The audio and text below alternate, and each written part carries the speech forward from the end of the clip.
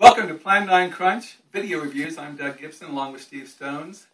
And the movie today is The Devil Bat, a 1940 producers releasing corporation chiller starring the great Bela Lugosi as embittered, insane scientist Dr. Paul Carruthers, who long ago invented aftershave lotion and perfume for the Heath family.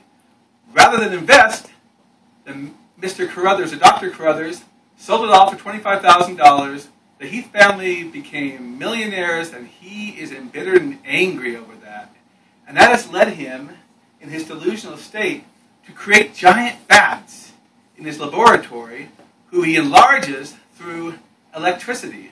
And of course, being a mad scientist, he teaches the bats to go crazy at the scent of his aftershave lotions or perfumes.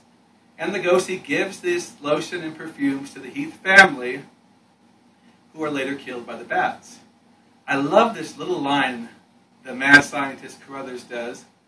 When he gives the lotion or the perfume, the family will say, "Thank you," or "so long," and he says very sardonically, "Goodbye," which is sort of his epitaph of these people.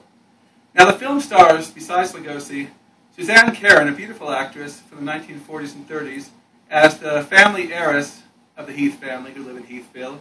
And also, Dave O'Brien plays a dogged reporter who wants to get the story of what's going on with these giant bats. It's a fun movie. Lugosi is the big name. He sells it. His brooding performance is something he's done many times. He does it perfectly. And the film is an enjoyable 60-plus minutes. It's really a good movie.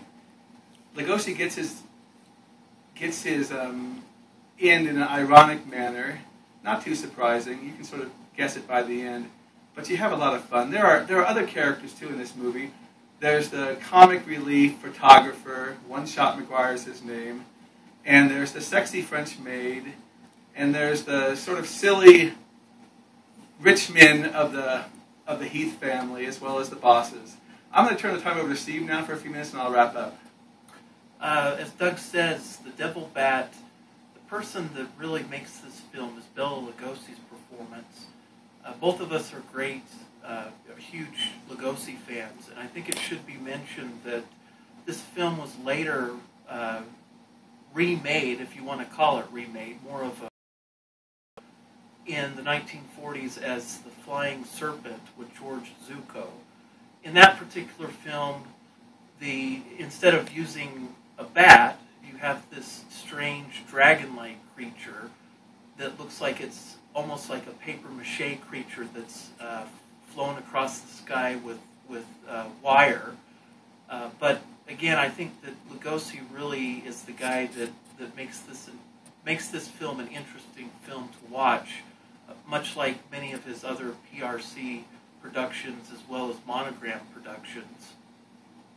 Thank you. You know, several years later, PRC made a sequel called Devil Bat's Daughter, which bore very little resemblance to the original film. One ironic twist, which is very interesting, is Dr. Paul Carruthers was rehabilitated for that film and regarded as a saint who had done much for mankind. Well, he was promised by Dave O'Brien at the end of The Devil Bat that he would hang. Of course, the bats got him first.